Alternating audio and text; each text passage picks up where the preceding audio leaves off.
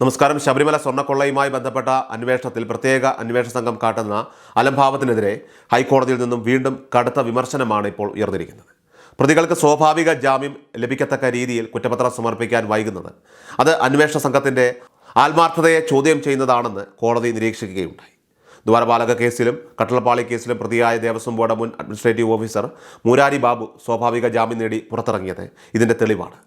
90 ദിവസം പിന്നിട്ടിട്ടും കുറ്റപത്രം നൽകാത്തതിനാൽ മറ്റ് പ്രധാന പ്രതികളായ ഉണ്ണികൃഷ്ണൻ പോറ്റി അടക്കമുള്ളവരും ഉടൻ പുറത്തിറങ്ങുമെന്ന സാഹചര്യമാണ് ഇപ്പോൾ നിലവിലുള്ളത്.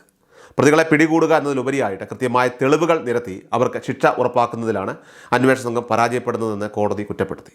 പ്രതികൾ ഓരോരുത്തരായി പുറത്തിറങ്ങുന്നത് കേസ് അട്ടിമറിക്കപ്പെടാനായിട്ട് കാരണമാകുമോ എന്ന ആശങ്ക പൊതുസമൂഹത്തിൽ ശക്തമാണ്. Smart creations CEO Pankaj Bhandari സമർപ്പിച്ച ഹർജി പരിഗണിക്കവേ ജസ്റ്റിസ് ബദറുദ്ദീൻ്റെ സിംഗിൾ ബെഞ്ച് SITയെ അതിരൂക്ഷമായിട്ടുള്ള ഭാഷയിലാണ് വിമർശിച്ചത്. പ്രതികൾക്ക് നിയമപരമായിട്ട് ലഭിക്കേണ്ട ആനുകൂല്യങ്ങൾ തടയാൻ അന്വേഷണ സംഘത്തിന് സാധിക്കുന്നില്ലെങ്കിൽ ഈ അന്വേഷണം അത് ഏത് ദിശയിലേക്കാണ് പോകുന്നതെന്ന് കോടതി ആരാഞ്ഞു. കേവലം റിമാൻഡ് കാലാവധി കൊണ്ട് പ്രതികളെ അകത്തിടുന്നത് നീതിയല്ലെന്നും കൃത്യമായ അന്വേഷണം പൂർത്തിയാക്കി കുറ്റപത്രം സമർപ്പിക്കാത്തത് പൊതുജനങ്ങൾക്കിടയിൽ വലിയ സംശയങ്ങൾക്ക് വഴിമരുന്നിടുന്നുവെന്നും കോടതി ഓർമ്മിപ്പിച്ചു.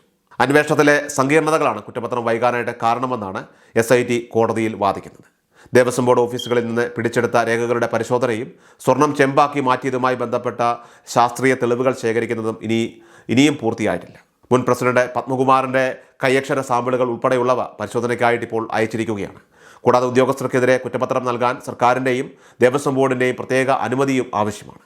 ഈ നടപടിക്രമങ്ങൾ പൂർത്തിയാക്കാൻ മാസങ്ങൾ വേണ്ടി വരുന്നതിനാൽ തന്നെ വരും ദിവസങ്ങളിൽ കൂടുതൽ പ്രതികൾ സ്വാഭാവിക ജാമ്യം നേടി പുറത്തിറങ്ങാൻ സാധ്യതയുണ്ട്. ഇത് തടയാനായി ശബരിമലയിൽ മറ്റൊരു പുതിയ കേസ് രജിസ്റ്റർ ചെയ്യാനുള്ള നീക്കവും SIT ആലോചിക്കുന്നുണ്ട്.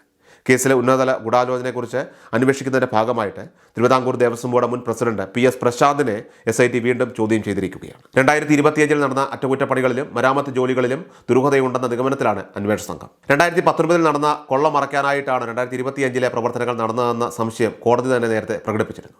മരാമത്ത് വിഭാഗത്തെ അറിയിക്കാതെ ദ്വാരപാലക പാളികൾ മാറ്റിയത് ഗൂഢാലോചനയുടെ ഭാഗമാണെന്ന് തെളിഞ്ഞാൽ PS പ്രശാന്ത് അടക്കമുള്ളവർ പ്രതിസ്ഥാനത്തേക്ക് വരാനായിട്ടുള്ള സാധ്യതയുണ്ട്. ഇതേക്കുറിച്ചുള്ള കൂടുതൽ വ്യക്തതയ്ക്കായി ബോർഡ് മുൻ അംഗം അജികുമാറിൻ്റെ മൊഴിയും രേഖപ്പെടുത്തിയിട്ടുണ്ട്. സംസ്ഥാന അന്വേഷണത്തിന് സമാന്തരമായി എൻഫോഴ്സ്മെന്റ് ഡയറക്ടറേറ്റ് ഈ കേസിൽ സജീവമായി തന്നെ ഇപ്പോൾ ഇടപെടുകയാണ്. പ്രതികളുടെയും സാക്ഷികളുടെയും മൊഴി പകർപ്പുകളൊക്കെ തന്നെ വിട്ടു നൽകാൻ ED ആവശ്യപ്പെട്ടിരുന്നുവെങ്കിലും ആദ്യം SIT വിമുഖത കാട്ടിയിരുന്നു. എന്നാൽ കോടതി ഇടപെടൽ ഭയന്ന് രേഖകൾ കൈമാറാൻ ഇപ്പോൾ തീരുമാനമായിട്ടുണ്ട്. ADGP H വെങ്കിടേഷിൻ്റെ നേതൃത്വത്തിൽ ED ഉദ്യോഗസ്ഥരുമായി ചർച്ചകൾ നടത്തി രേഖകൾ കൈമാറുന്നതോടെ അന്വേഷണം പുതിയൊരു തലത്തിലേക്ക് കടക്കുന്നതാണ്. കള്ളപ്പണം വെളുപ്പിക്കൽ അടക്കമുള്ള കാര്യങ്ങൾ ED പരിശോധിക്കുന്നതോടെ വരും ദിവസങ്ങളിൽ നിർണായകമായ അറസ്റ്റുകൾ ഉണ്ടായേക്കുമെന്നാണ് സൂചന. സിനിമാ താരം ജയറാമിനെ വീണ്ടും ചോദ്യം ചെയ്യാനുള്ള തീരുമാനം ഈ കേസിനെ കൂടുതൽ ശ്രദ്ധേയമാക്കുന്നുണ്ട്. ശബരിമലയിലെ കട്ടളപ്പാളിയും ദ്വാരപാലക പാളിയും ജയറാമിൻ്റെ വീട്ടിലെത്തിച്ച് പൂജ നടത്തിയതുമായി ബന്ധപ്പെട്ടാണ് താരത്തിൻ്റെ മൊഴി വീണ്ടും രേഖപ്പെടുത്തുന്നത്. സ്മാർട്ട് ക്രിയേഷൻസിലെ പൂജയും ജയറാമിൻ്റെ വീട്ടിലെ പൂജയും വ്യത്യസ്ത ദിവസങ്ങളിലാണോ നടന്നതെന്ന കാര്യത്തിൽ ഉണ്ണികൃഷ്ണൻ പോറ്റിയുടെയും ജയറാമിൻ്റെയും മൊഴികളിൽ വൈരുദ്ധ്യമുണ്ട്. ഈ പൊരുത്തക്കേടുകൾ നീക്കം ചെയ്യാനും പൂജയുടെ ദൃശ്യങ്ങൾ സംബന്ധിച്ച് കൂടുതൽ വിവരങ്ങൾ ശേഖരിക്കാനുമാണ് അന്വേഷണ സംഘം ഇപ്പോൾ ലക്ഷ്യമിടുന്നത്. ഇതോടെ ശബരിമല സ്വർണ്ണക്കൊള്ള കേസ് വലിയ നിയമ പോരാട്ടത്തിലേക്കും കൂടുതൽ ഉന്നതരുടെ പങ്കിലേക്കും നീങ്ങുകയാണ്.